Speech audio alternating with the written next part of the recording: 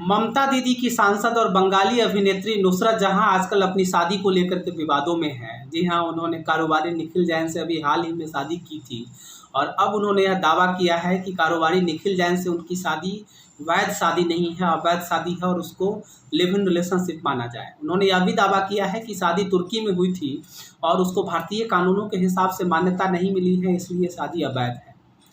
आप सब लोग जानते हैं कि नुसरत जहां इस्लाम धर्म से आती हैं और कारोबारी निखिल जैन साहब, जैसा कि नाम से ही जाहिर है कि वह जैन धर्म को मानते होंगे। तो इन विवादों के बीच में भारत में दो अलग अलग धर्म के लोगों के बीच शादी करने का क्या नियम है, क्यों नुसरत जहां अपनी शादी को अवैध बता रही है, स्पेशल मैरिज एक्ट क्या होता है, साधारण कोर्ट मैरिज से यह कैसे अलग है, स्पेशल मैरिज एक्ट में शादी करने के लिए किन प्रावधानों को, किन शर्तों को पूरा करना पड़ेगा, जानेंगे सब कुछ आज के वीडियो में। लेकिन सबसे पहले अपना इंट्रोडक्शन। नमस्कार, मैं प्रशांत कुमार हूं और प्रथम लीगल के यूट्यूब चैनल में आपका बहुत बहुत स्वागत करता हूं। आइए सबसे पहले समझते हैं कि स्पेशल मैरिज एक्ट होता क्या है। भारत में ज़्यादातर शादियां पर्सनल लॉ के हिसाब से होती हैं। उदाहरण के लिए हिंदुओं की शादी हिंदू मैरिज एक्ट के हिसाब से होती है, मुसलमानों में शादी मुस्लिम लॉ के हिसाब से होती है और जो अन्य धर्म के मानने वाले लोग हैं उनकी शादी उनके अलग अलग धर्मों के जो पर्सनल लॉ हैं उसके हिसाब से होती है। लेकिन इसके लिए लड़का और लड़की दोनों का एक ही धर्म से होना ज़रूरी है। यानी अगर दो अलग अलग धर्म के लोगों को शादी करनी हो तो दोनों में से किसी एक को, लड़का या लड़की में से किसी एक को शादी करने के लिए अपना धर्म बदलना पड़ेगा। अब शादी करने के लिए हर व्यक्ति अपना धर्म बदलना चाहे ज़रूरी नहीं है और कई सारे लोग तो प्यार मोहब्बत के चक्कर में शादी करते हैं, लेकिन ज़रूरी नहीं कि प्यार और मोहब्बत के बाद भी वो अपना धर्म बदलना चाहें। और दूसरी बात कि भारत में हर नागरिक का यह संवैधानिक अधिकार है कि वह चाहे तो किसी भी धर्म के व्यक्ति से, किसी भी जाति के व्यक्ति से शादी कर सकता है। और इसी संवैधानिक अधिकार को भारत के हर नागरिक के लिए सुरक्षित करने के लिए पंडित जवाहरलाल नेहरू जब प्रधानमंत्री थे तो उन्होंने संसद में स्पेशल मैरिज एक्ट 1954 को पास करवाया था। स्पेशल मैरिज एक्ट को सिविल मैरिज एक्ट भी कहते हैं। स्पेशल मैरिज एक्ट को काफ़ी प्रोग्रेसिव कानून माना गया है क्योंकि इसके तहत शादी करने के लिए अलग अलग धर्म के लड़का और लड़की को धर्म बदलने की ज़रूरत नहीं पड़ती है।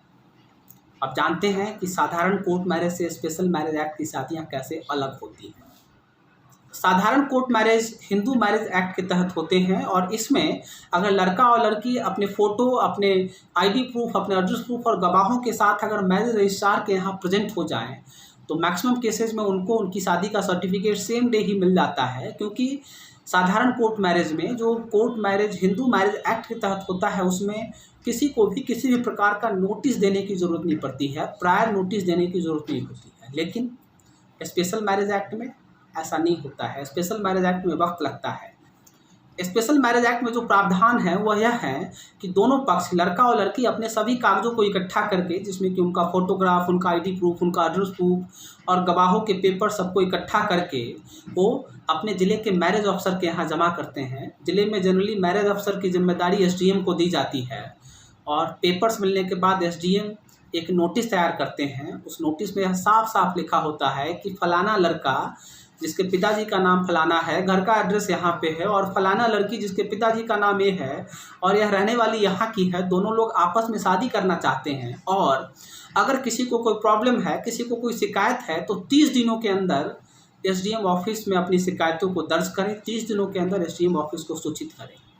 ऐसा इसलिए किया जाता है क्योंकि जोर ज़बरदस्ती से कोई शादी न हो पाए, झूठ और फरेब के साथ कोई शादी न हो पाए। और अगर इस तरीके से जोर ज़बरदस्ती से और झूठ फरेब के बल पे अगर कोई शादी हो भी रही है तो वक्त रहते एसडीएम ऑफिस को पता चल जाए और शादी को रजिस्टर न की जाए और शादी को मुकम्मल न होने दिया जाए।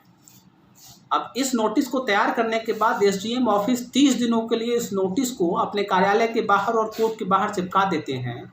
और अगर 30 दिनों के अंदर किसी भी व्यक्ति ने, चाहे वह लड़के के परिवार वाले हो या लड़की के परिवार वाले हो या कोई और व्यक्ति हो जिसको इस शादी से शिकायत है, अगर वो अपनी शिकायतें एसडीएम ऑफिस के सामने दर्ज करता है, एसडीएम ऑफिस को सूचित करता है, तो शादी यहाँ पे मुकम्मल नहीं हो पाती। यही वो प्रावधान है जो स्पेशल मैरिज एक्ट के अंतर्गत में होने वाली इन शादियों को इतना मुश्किल बनाता है। क्योंकि अपने देश में दूसरे जाति और दूसरे धर्म में शादी करने के मामलों को अच्छी नज़र से नहीं देखा जाता और अक्सर ऐसी शादियां चोरी चुपके होती हैं। और जब चोरी चुपके होती हैं और एसडीएम ऑफिस नोटिस चिपकाता है अपने ऑफिस के आगे तो अक्सर ऐसा देखा जाता है कि परिवार वालों को और समाज को और दूसरे लोगों को पता चल जाता है और वो लोग अपनी शिकायतों को लेकर के एसडीएम ऑफिस पहुंच जाते हैं। कई सारे लोग लड़का और लड़की को ढूंढ भी लेते हैं, जो कि इस समय तक लड़का और लड़की छुपे हुए होते हैं या घर वालों को जानकारी नहीं होती है और फैमिली प्रेशर में या फिर कानूनी रूप से इस शादी को रोक दिया जाता है और शादी अंततः मुकम्मल नहीं हो पाती है।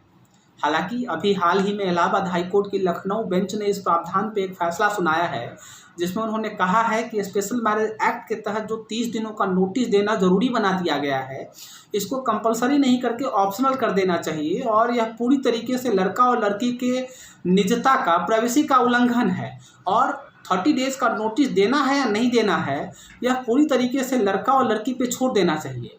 हालांकि यह फैसला अभी प्रभावी नहीं हो पाया है, इसको प्रभावी होने में कुछ समय लगेगा। हो सकता है कि भारत सरकार एक नया कानून लेकर के आए या जो स्पेशल मैरिज एक्ट है उसी में कुछ सुटेबल अमेंडमेंट लेकर के आए, जिसमें कि 30 दिनों का जो नोटिस देने की जो रिक्वायरमेंट है उस रिक्वायरमेंट को ख़त्म कर दिया जाए या इसका कुछ और तरीका निकाला जाए। लेकिन आज तो अभी तक ये प्रावधान एप्लीकेबल नहीं हुए हैं और 30 दिनों का जो नोटिस देना है वो अभी तक देना ज़रूरी है। अब बात करते हैं कि स्पेशल मैरिज एक्ट के तहत शादी करने के लिए किन किन शर्तों को पूरा करना ज़रूरी है। सबसे पहली शर्त कि लड़का और लड़की दोनों का बालिग होना ज़रूरी है। दोनों का जो मैरिज के लिए जो कानूनी एज अपने देश में निर्धारित किया गया है उस एज को पूरा कर लेना ज़रूरी है। आसान भाषा में, लड़का उसकी उम्र कम से कम 21 साल होनी चाहिए और लड़की उसकी उम्र कम से कम 18 साल होनी चाहिए, तभी जाकर के स्पेशल मैरिज एक्ट में उनकी शादी हो सकती है। दूसरी चीज़ यह है कि दोनों पहले से शादीशुदा नहीं होने चाहिए और अगर पहले से शादीशुदा है तो उनकी पहली पत्नी और पहले पति जो भी हो उनके साथ उनका तलाक हो जाना चाहिए और अगर तलाक नहीं हुआ है तो पति या पत्नी दोनों में से किसी एक की मृत्यु हो जानी चाहिए, तभी जाकर के स्पेशल मैरिज एक्ट में शादी हो पाएगी। तीसरी शर्त यह है कि शादी के लिए दोनों पक्षों की सहमति जरूरी है और यह सहमति बिना किसी प्रेशर के होनी चाहिए। दोनों पक्षों में से किसी पर भी किसी प्रकार का कोई दबाव नहीं होना चाहिए। दोनों अपनी मर्जी से शादी करने आए हों, यह सुनिश्चित करना बहुत ज़रूरी है। और चौथी शर्त इसकी यह है कि दोनों में से किसी एक को पागलपन के दौरे नहीं पड़ते हों और मानसिक रूप से दोनों सक्षम हों, मानसिक रूप से दोनों लड़का और लड़की विक्षिप्त नहीं होने चाहिए। अब अगर ऊपर दी गई शर्तों को लड़का और लड़की दोनों पक्ष अगर पूरा करते हैं तो स्पेशल मैरिज एक्ट में वो मैरिज अफसर के यहाँ अपने कागजात को जमा करा करके और 30 डेज़ का नोटिस मिलने के बाद अगर कोई ऑब्जेक्शन नहीं आता है तो मैरिज अफसर के यहाँ प्रेजेंट होकर के अपनी शादी को रजिस्टर कर सकते हैं और उनकी यह शादी पूरी तरीके से कानूनी मान्य मानी जाएगी। और इस तरह से अगर शादी कर लेते निखिल जैन साहब तो नुसरत जहां आज उनकी शादी को अवैध नहीं बता पाए। और अंत में चलते चलते आपको यह भी बता देता हूं कि नुसरत जहां अपनी शादी को क्यों अवैध बता रही हैं, जो उन्होंने निखिल जैन के साथ तुर्की में की थी। नुसरत जहां ने डेस्टिनेशन वेडिंग की थी, तुर्की में जाकर के उन्होंने निखिल जैन के साथ शादी की और चूँकि नुसरत जहां इस्लाम धर्म से आती हैं और निखिल जैन साहब जैन धर्म से आते हैं, तो इन दोनों की शादी को कानूनी मान्यता मिलने के लिए ज़रूरी था कि इन दोनों की शादी भारत आते ही स्पेशल मैरिज एक्ट के प्रावधानों के तहत रजिस्टर्ड हो जाती है। क्योंकि नुसरत जहां और निखिल जैन ने अपनी शादी को स्पेशल मैरिज एक्ट के तहत रजिस्टर्ड नहीं किया, इसकी वजह से नुसरत जहां को अब यह मौका मिल गया है कि वह अपनी शादी को अवैध बता रही हैं और उसको एक लिव इन रिलेशनशिप मान रही है, शादी नहीं मान रही है। और कारोबारी निखिल जैन साहब भी यही आरोप लगा रहे हैं कि उन्होंने रजिस्टर करने की कोशिश की थी, लेकिन नुसरत जहां ने किसी तरीके से उसको टाल दिया और शादी को रजिस्टर नहीं होने दिया। तो दो अलग अलग धर्म के लोग जब शादी करते हैं तो शादी का स्पेशल मैरिज एक्ट में रजिस्ट्रेशन होना ज़रूरी है। अगर स्पेशल मैरिज एक्ट में शादी रजिस्टर्ड नहीं होती है तो उस शादी को अवैध माना जाता है, गैर कानूनी माना जाता है।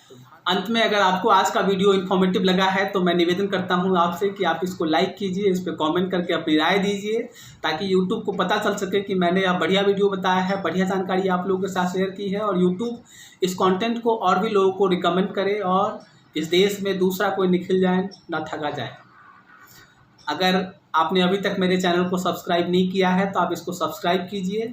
सब्सक्रिप्शन का बटन नीचे है, उसके ठीक बगल में नोटिफिकेशन वाला भी बटन है, आप नोटिफिकेशन बटन को भी प्रेस कर दीजिए ताकि जब कभी मैं इस तरह की कोई इन्फॉर्मेटिव वीडियोज़ लेकर के आऊँ तो आपको उसका नोटिफिकेशन यूट्यूब सबसे पहले भेज दे और आप उस वीडियो को सबसे पहले देख सकें। तब तक के लिए बहुत बहुत धन्यवाद। नमस्कार।